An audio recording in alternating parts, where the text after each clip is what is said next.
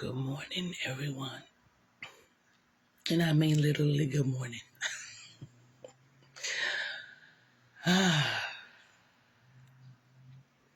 This morning, and actually yesterday,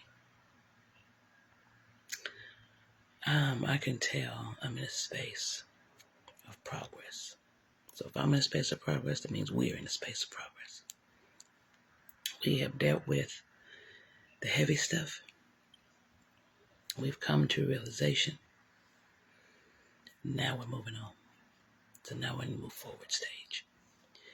And I noticed that in this move forward stage, some things came to light, meaning I reached a point where my true wants and desires have started to come forward for me to tell the truth.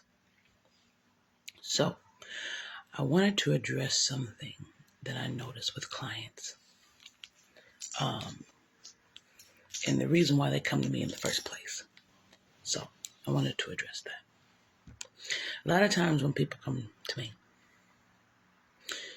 it's twofold. One, they do want to know about themselves and they want to learn how to love themselves. But the main reason why they come is because they want a relationship with someone else. And I know that when I speak to certain people and I tell them, before I even allow you to even touch that, you got to go on this journey to yourself first. I lose a lot of people because, and I know why, it's because some people don't believe that you have to go to yourself, or they believe it, but they want to do just enough to get that person. It's amazing how driven we are of loving someone else. And I want you to think about that for a moment, because it is so much easier to love other people outside of us than it is ourselves. To invest that time to go through our pain. You have to re-walk through that pain. I don't understand people that help folks, therapists and things like that, that tell you you don't have to walk through that pain again. You already did it. You don't need to. If it's not settled, if the lesson hasn't been learned, and if you keep repeating it, how in the world do you just walk on from it? Because there's other lessons with the same lesson. And there's other challenges, giving you the same lesson. So of course you have to revisit what it is at the root so it stops. I don't understand those people. You have to be willing to walk through the needle's eye of pain, of you. In my opinion, that's what that passage meant. It's easy to walk through the eye of a needle and get in heaven. If you don't walk that path of pain, of you to get over it, to love you, then you don't know what struggle is. You don't. You are not willing to take it upon yourself to love yourself enough to walk through it, to walk through that fire pit back to you. See, the thing is, you walked through the fire pit away from you, and you ran at lightning speed. You have to be able to walk through the fire pit back to you, to fix it, and be like, oh, okay, now what? So now, we're at the part of being able to still love self, but now being able to relate to other people, our wants and desires. So the wants and desires I'm seeing of a lot of people, and some of this is me included, is a love like no other. Almost everybody wants a love like no other. They want a love that fulfills them. They're afraid to be encompassed in love only because of their past experiences, but they really want to be wrapped up in love. At the end of the day, we want to be so wrapped up in love around us that we're comfortable, we're happy, we can breathe. But what many people don't understand is that's really the love of ourselves that comes through, that creates that even brings that person to us to love us in the first place, because we're ready. I'm at the stages where I'm just about ready for that if I choose that. So now that I've dealt with myself, now I'm dealing on building relationships with people, which has not been a strength of mine because I've always been in the seat of I don't care. My family could tell you. But that's not the way to be either. So it hit me the other day deeply what kind of love, but not just what kind of love, what kind of relationships people want to build, I want to build, how you dig deep into that now. This is where the Tantra we know in the West comes in, that people sail and thrive on. I'm not talking about I'm not talking about the detailed stuff of the breath work. I'm not talking about that. I'm talking about the connection piece. I'm talking about the piece they teach couples to connect to each other through rituals and things like that. The true tantric piece, the sensual tantric piece. And I want to talk a little bit about why you learn you before you even delve into that sensual piece. One of my teachers I've had many years ago in Tantra taught me that, when you desire something,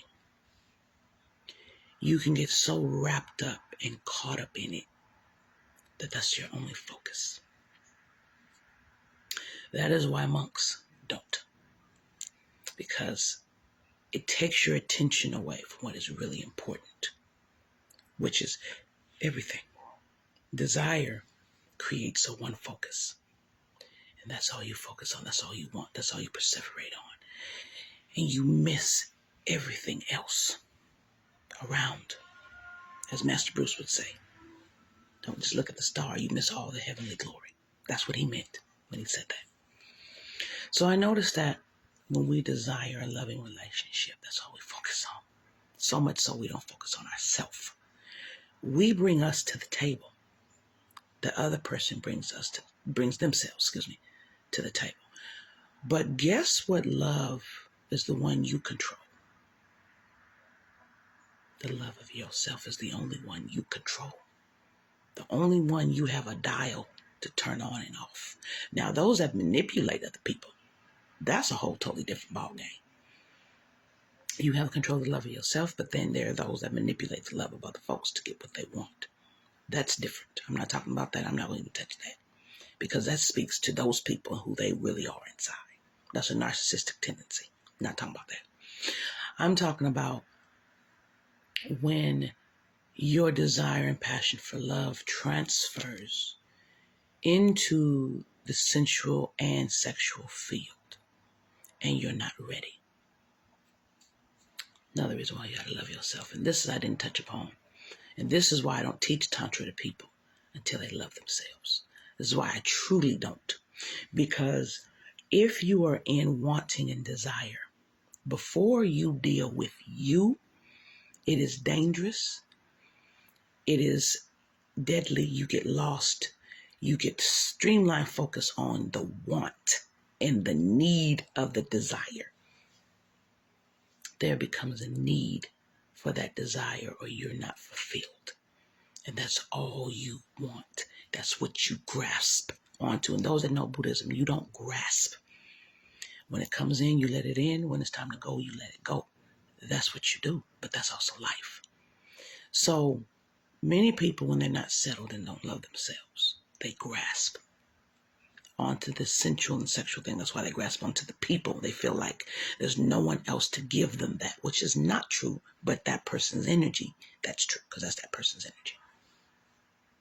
So when you're not settled, and you're dealing with that desire, and you're dealing with that sensuality and that sexuality, and you're raising those vibrations quickly, because that is what sensual Tantra does. It raises it quickly in union with someone else. So that's combined energies to bring in faster, manifest faster. It creates a chaos if you're not ready. It creates a whirlwind of issues and problems. What happens is emotions will come out you're not prepared for. Feelings will come out you're not prepared for. Your real self. You may find out you're really dark when you think you're light. The truth comes out when you are engaging in sensual Tantra. If anyone remembers Neverending Story, in that last gate of when he saw himself, when Atreyu saw himself as Bastion, that's what happens in Tantra. That's why Tantra is so dangerous and shouldn't be practiced by those not ready in here. That's why when people go through my Tantra program, you love self first. That's why it takes so long. Because it takes how long it takes. So I started getting to the bottom of what it is I really want, what I yearn for. But I had to be ready after going through a process to get there. After going through this pain, this digging, this to get there. You know what I'm saying? And it made me cry to really find out what it is I want and not feel ashamed for what it is I really want. Deep down inside, what I need deep inside. But I was ready to receive that. You got to be ready to receive that, because if you're not ready to receive the truth of what it is you really, really feel and really want deep down inside, it can throw you off your game and you're like, who is that person? Have you ever noticed, if those that are sexually active, if you have a partner or even yourself, pleasuring yourself, and yes, that's important too, but have you ever noticed that when you're in intense sexual energy, your real want comes out? Your real comes out. Have you ever noticed that? And you can say something so dark or profound or light or whatever, you become someone else that you think is someone else. No, that's your subconscious. That's you.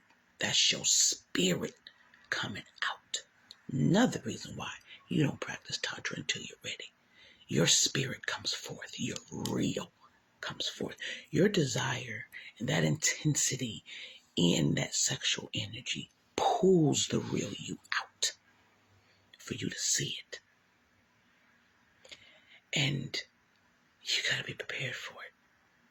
You may ask for some real dark sexual things. You may find you're really narcissistic in nature when you've been hiding it. Sexual energy doesn't allow you to hide who you are. That's the raw. That's the id Freud was talking about. That's that deep, dark, animus-seated, right? That is not allowed to walk around. Hence why a lot of people are ashamed of their sexuality and sensuality.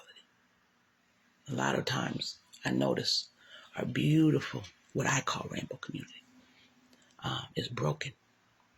Because even though they're accepting and loving themselves, and society has done this to that community, they're just still trying to struggle, to be them in their sensuality, sexuality, and purpose themselves, who they are, and accept that while feeling on their back that that push, that no, you're wrong. That's why my rainbow community is so broken. They're trying to stand tall in who they feel they are. But they got a constant this on their back. When those on their back don't know who they are to judge them. And they just as broken, if not more. That's why they need to stop. So, I have been a tantrika for years. And I take my tantra practice very seriously. But I don't teach it to people unless they know themselves. Now, there's some tantra practitioners who are just prostitutes. I'm keeping it real. Just hoes. And they call it tantra. No, if they don't have a spiritual aspect to it, they don't know how to help that client not control it, but guide it and shape it to their betterment. That's a hoe. Sorry. There are some that just focus on the sensual and sexual, which is only 1% of what Tantra really is. Tantra is transformative. It starts with meditation and breath. You're breathing alone without sex, without being sensual, with yourself or a partner can transform you to a different state of being. And you breathe there to connect to all that is. Tantra connects you to all that is. And it helps you grow into all that is. That's what Tantra does. There's just many ways of doing it. But all for the betterment of everyone, like a bodhisattva. So, I'm saying this because when you get to a certain level of knowing you, you will get to the level of your next truths. For me, it's my desires and my wants, if I have any. And I don't have many, actually. In dealing with that and sitting with that, not being ashamed of that, wanting that, and growing with that. And you have to be able to love you to be able to do that, to even be able to take that. Because if you can't take that, chaos creates, shame creates, disbelief creates. Something's wrong with me. Why am I feeling this way?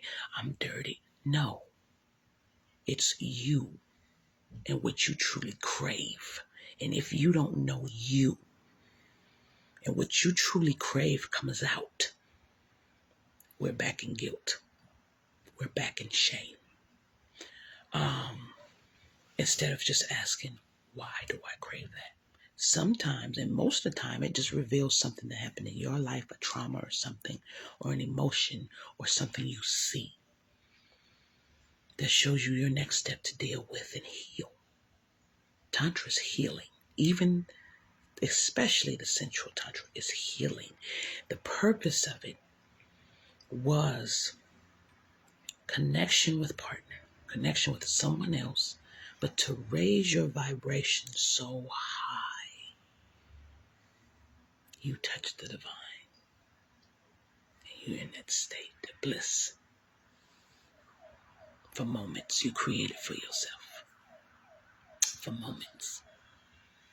That's why. You can't do that if you don't know you. You can't do it properly and healthily if you don't even begin to know and love who you are. You can't.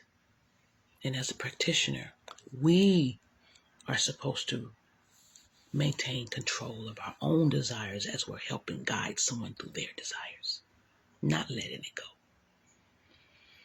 Because it's not about us. It's about the person we're helping through that pain and that trauma. And sometimes it only comes out in sensual and sexual energy.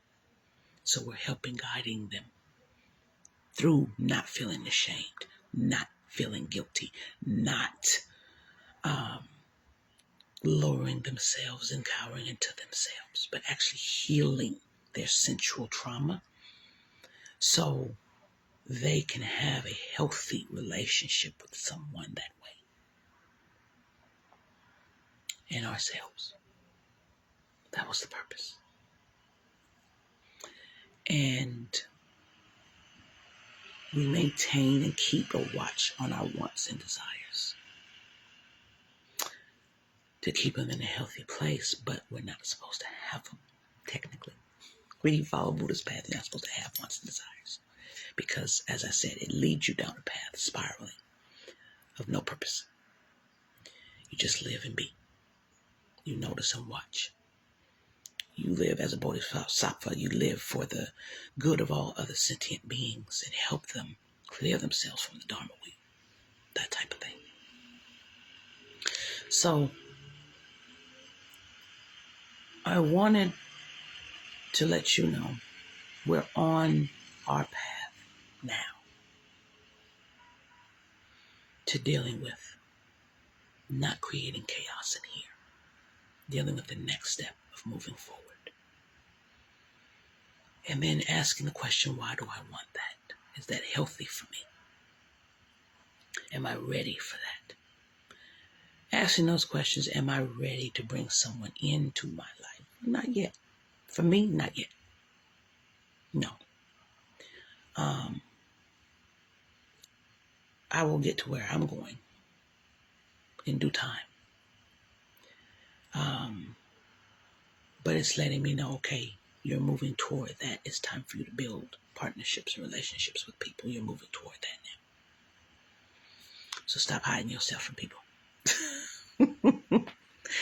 Relationship-wise, meaning friendships, or developing friendships into relationships or more. Likewise, I do not give my gift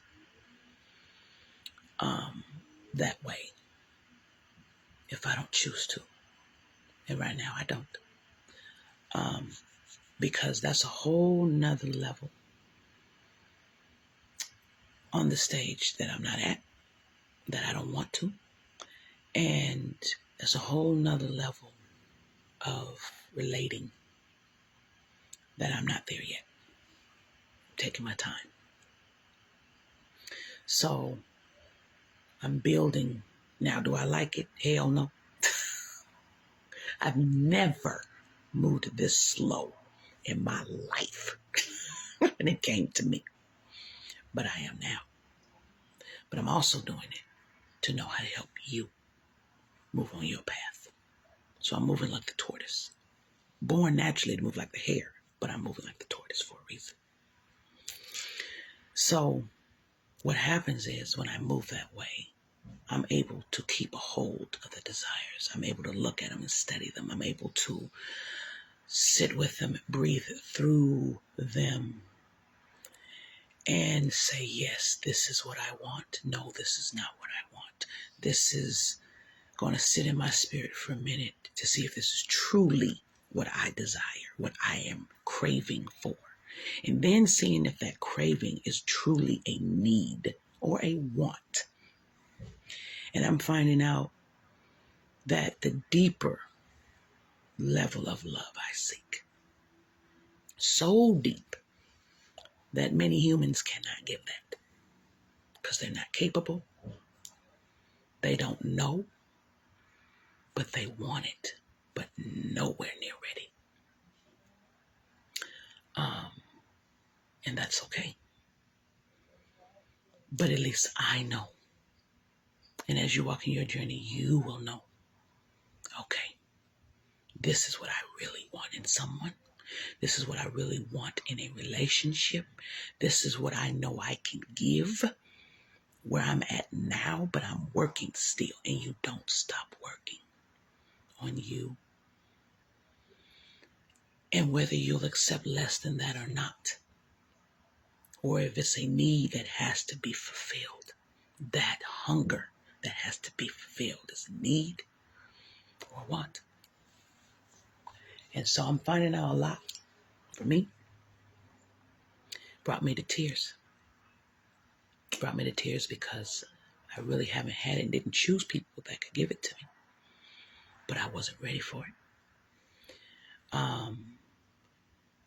When I thought I was, no. And then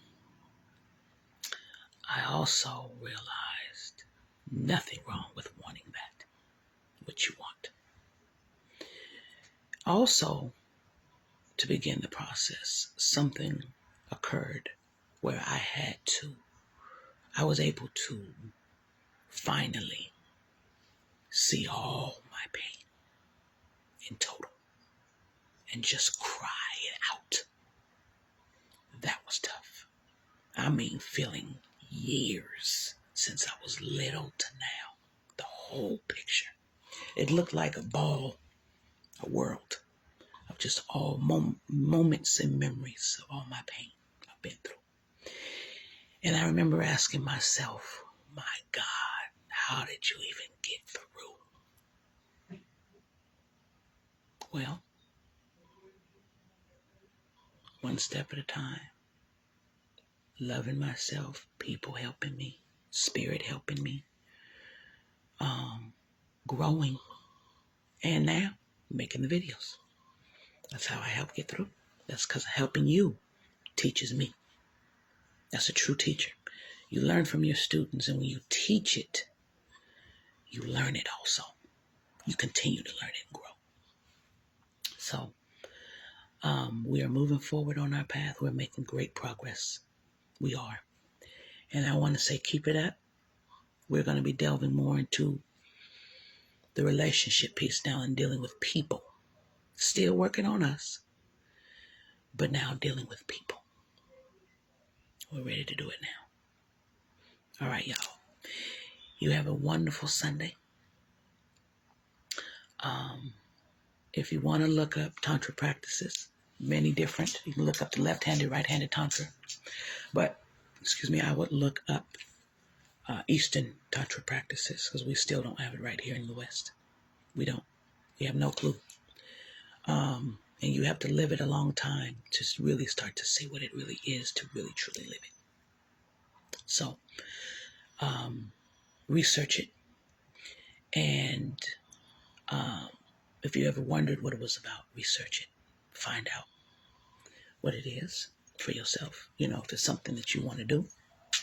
But know that the majority of it is not sensual and sexual. So if you're doing it just for the purpose of bliss or reaching a different sexual level, okay, it's fine. But you're missing a huge part of what Tantra even is to even transform your life. So you'll be stuck at that 1%. Well, those that do the work in here, the pre-work before you even touch anyone, which is how it's usually and really done, especially with the monks. That's how it's really done for years before they even delve into that. Because they have to be ready and they understand the spiritual behind it. If you're willing to go that way, kudos to you. You will then get the full aspect and begin that life journey. The full aspect Tantra. Tantra is a lifelong journey and practice. A journey to self and elevating yourself. It really is. If you want to call it religion, one of the oldest religion, to be honest with you. But it's not a religion. It's practice. Like Buddhism, it's a practice. And I love it because it's practical. It teaches love. Whether left-handed or right-handed, it teaches love. Period. And it ushers in new beginnings for you. And remember, I'll never forget, every moment is a new beginning. Not every day. Every moment is a chance for you to get it right in that next moment. So don't waste them. They're miracles. Love y'all. You have a wonderful Sunday. Enjoy the rest of your weekend. Blessings to you.